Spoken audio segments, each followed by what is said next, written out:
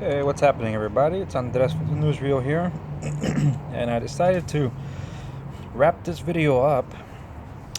And it's BlackBerry Priv compared to the creme de la creme of BlackBerry 10 devices, and that's the BlackBerry Passport Silver Edition.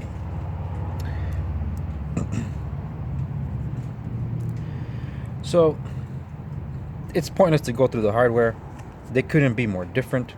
They're both distinctly BlackBerry, definitely. Volume rockers and I guess mute button now.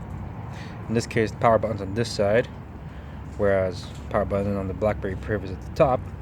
And this one puts the headphone jack at the bottom, and this one has it at the top. But again, it's pointless because at the end of the day, what's really different here are the software experiences. BlackBerry 10, Android Lollipop 5.1.1. Now this one's running the latest version of the build for BlackBerry's version of Android, because they just pushed an update yesterday. This is December 2nd, by the way. I haven't felt anything different yet, so it's just still the same to me, honestly. But it's always been nice and speedy with me. I don't have much of any issues like a lot of other people have reported. Now, let's get down to it. What makes these experiences different? And there they are. BlackBerry Hub. This is the imagining of BlackBerry Hub on Android, and honestly, I love it. It's got a lot of room to grow, obviously, and grow that it can, so that's good. There's an update coming for it in the next week after this video is posted, so I'm looking forward to that. And this is the fully fleshed out hub experience on the BlackBerry 10. Now, comparing both of them, this guy's the clear winner. Let's not kid ourselves. This is where the Android version gets its inspiration from, and well, honestly, the pinching to see what you haven't read, that's the way I set it up. Being able to filter out all your inbox messages, such as this one. It's like the same concept, but you get a lot more features in here, and just the whole pinch effect is pretty cool too. I like that I can control the theming of it. When it gets to text messages, it works out better here. There is no text app within the hub on Android, the BlackBerry Priv, that is. So it has to use a third-party app. In my case, I use Hello. Whereas over here, of course, it's naturally built in. So by opening up a text, let's see if I can find one real quick. Oh, because it's not there. Duh. See? Black theme. You can do it that way. In pulling down to see your future events, same concept. It's there. They both open the calendars. It's a lot faster here. I got a friend's birthday coming up. Cool. Which experience do I prefer? Well, honestly, which experience do I prefer? So far, BlackBerry's winning because fully fleshed out, but it can grow here. So it's not like it's the end of the world. And the trajectory for software updates, the way BlackBerry's kind of made it look like, this guy might not see any other features added onto it, just maintenance update with 10.3.3 and 10.3.4. I'm not liking that. So that's basically telling me that in 1 year's time, it literally becomes a paperweight because there's nothing new that's added to the mix. Android runtime is still stuck at 4.3. I really don't like that. At least KitKat, please. I hate Lollipop, so don't even bother. But KitKat is better than Jelly Bean. And here, this guy's gonna get the promised 6.0 update, and I'm sure beyond, because this is just the beginning for this device. And there's other Android devices in the play for BlackBerry. But what's in the future for BlackBerry 10, still up in the air. Let's get to typing experiences. I'll just open up the browsers since I don't want to have to blur out some personal information.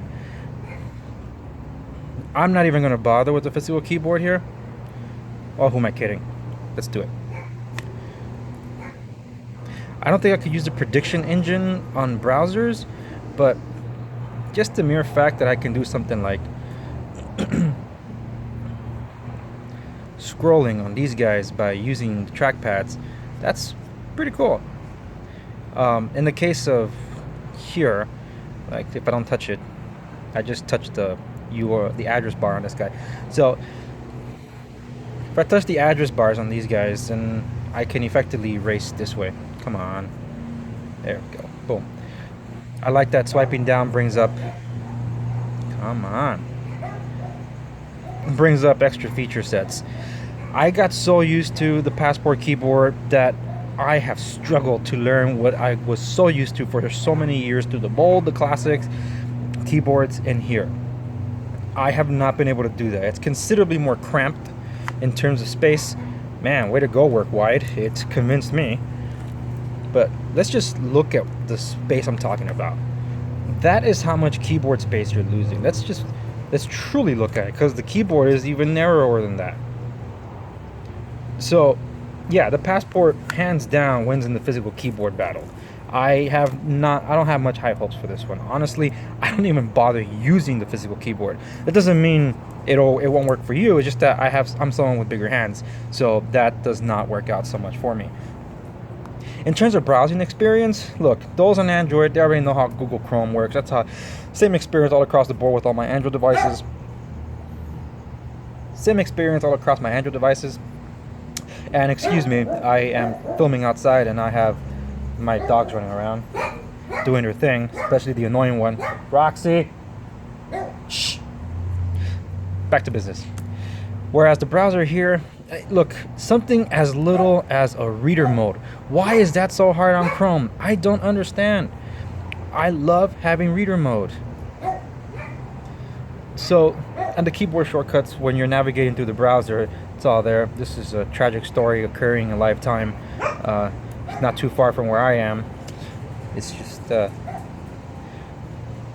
for those that follow my blog would know that I've been covering these issues. But here, reader mode makes it so much easier, and there's the options that you can to resize it and change the colors. Like if you're reading at nighttime or daytime, I just love dark mode. I just love dark theme everything, so that just works out for me. And ironically, I know that having multiple apps open slows down the device, but on Android, I've never gotten into the habit of closing the apps. Never.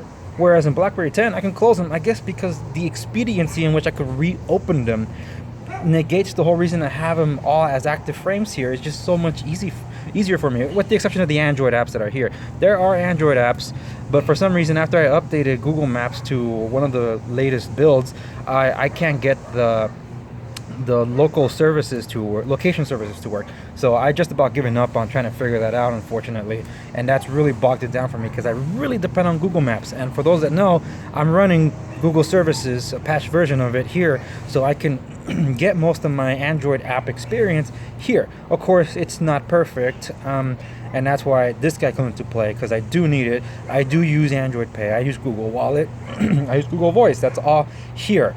NFC payments, I can do that here. NFC is here, but I can't do any payments through it. So it just leaves me...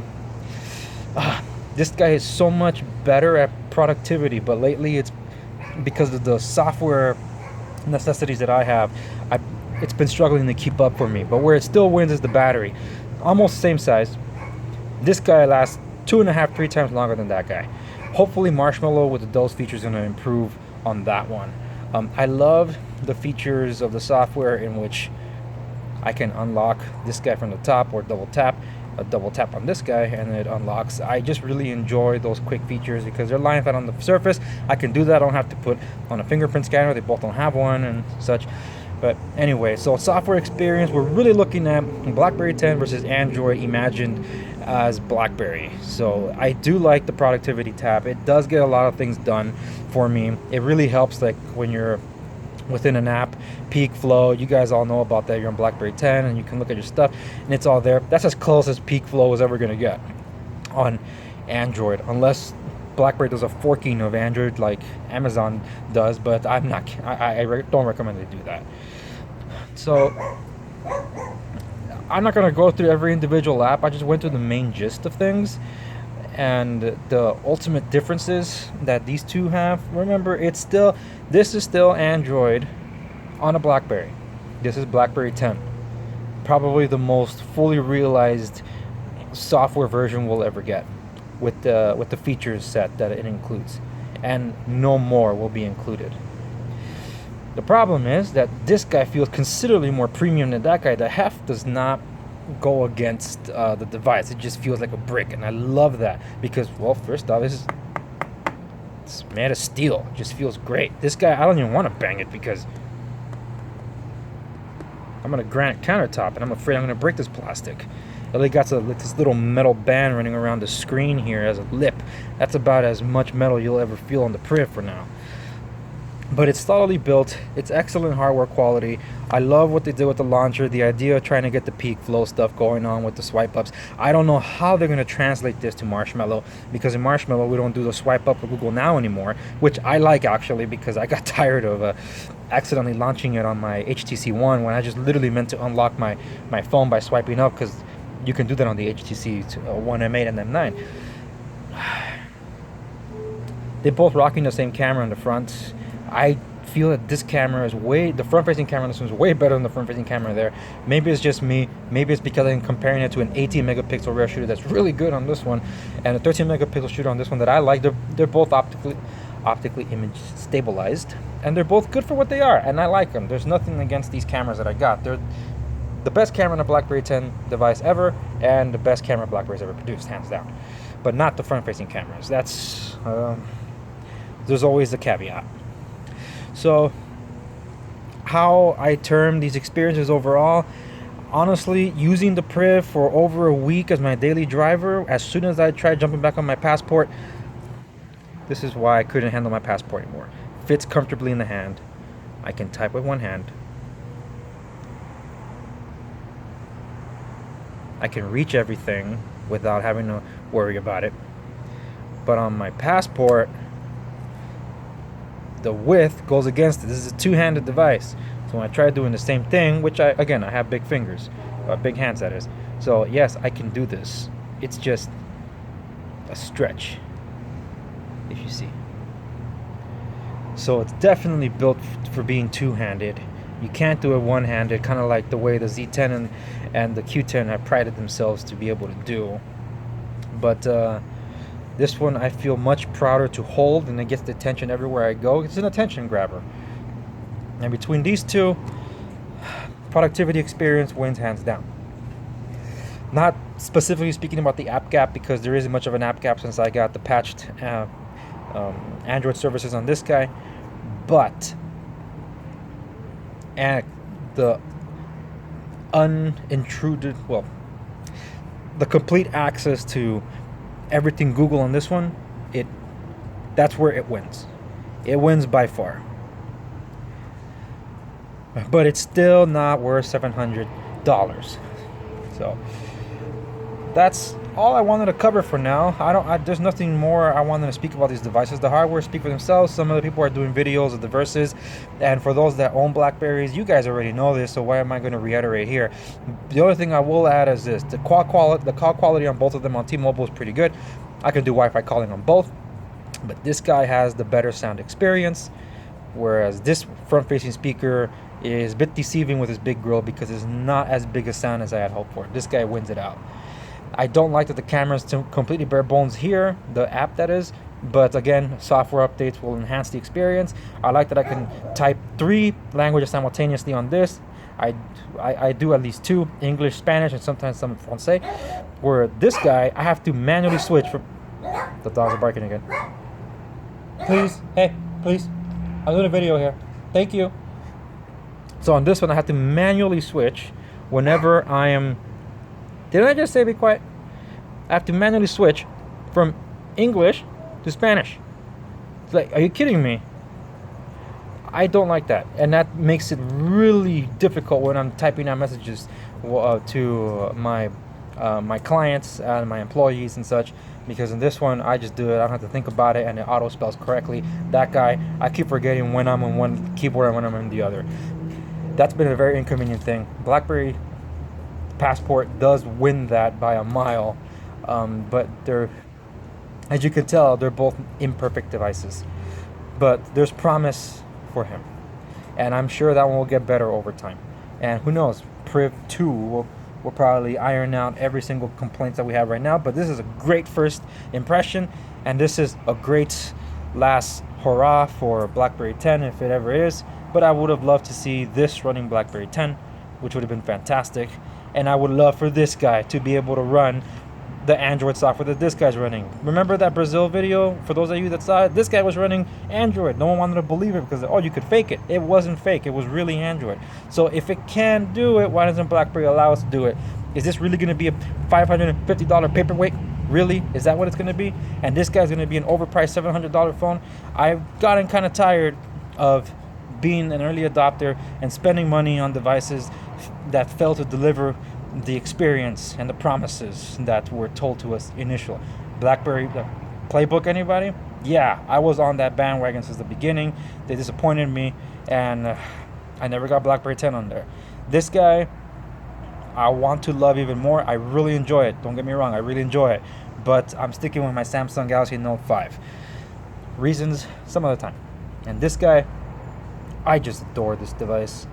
So, yeah. Oh, by the way, for those of you using a 32 gigabyte micro SD XD card, odds are, or bigger, odds are you won't be able to attach files. Your device can see it. Your third-party devices can, like the camera, it can save to your SD card, but what you can't do with it is attach. For some reason, I can attach through my text messages, but I can't attach to email. And I have 3264, and I just got a 128 gigabyte memory card. It looks like there's a problem with the SD card driver, and it hasn't been resolved with the latest update that was pushed out December 1st. That's really disappointing because that's the same memory card I use on this guy, no problem. And I reformatted my memory card twice, both on my computer and then through the device before I even moved any files to it, and I still have those issues. It hasn't been resolved. I'm hoping that gets dealt with pronto, but I don't know if this guy's gonna be sticking around that long. Reasons personal. Anyway, I thank you guys for checking this video out. This is my conclusion of these videos regarding BlackBerry Priv and my experience with it. This is the last BlackBerry Priv video I'll be doing. Check out my other videos on it when I compare it against the Galaxy Note 5. Check out my short review of it. You probably already seen a bunch of reviews, so what's the point of seeing another one? But hey, just give mine a check out. And if you really want to see what's available in terms of some accessories for the device, check out what I got for that as well. I posted it up just a few days prior to this one, and you'll probably learn a thing or two from it. Oh yeah, by the way, one thing I didn't mention in that video about the accessories, the hard shell cover makes this phone super slippery, so I just took it off and started using it without it. So I'm back to square one. I don't have a case for that guy. But I don't want to spend $60 on a leather folio case for that guy. $60? Come on. But anyway, that's it for this video, guys. Thanks for checking my stuff out. And if you want to subscribe, I got other videos in the works, particularly I'm concluding my series on BlackBerry versus Android versus iOS versus Windows 10 Mobile. I've been working on the Windows 10 Mobile, but because the updates took too long for Windows 10, I had to delay that video considerably. So now that it's the Lumia's 950 and 950 XL have launched, I guess I can use the latest build that I have to do the review for it. So check out for that video, posting shortly after this one. So thanks a lot, guys. Sorry for the lighting. I was running out of light here, and I got no other time to record this one. So that's it. BlackBerry Passport Silver Edition and BlackBerry Priv, both signing out. Follow me on Twitter at TheNewsReel, and check me out at www.thenewsreel.info. I'm Andres, signing out. Thanks, guys.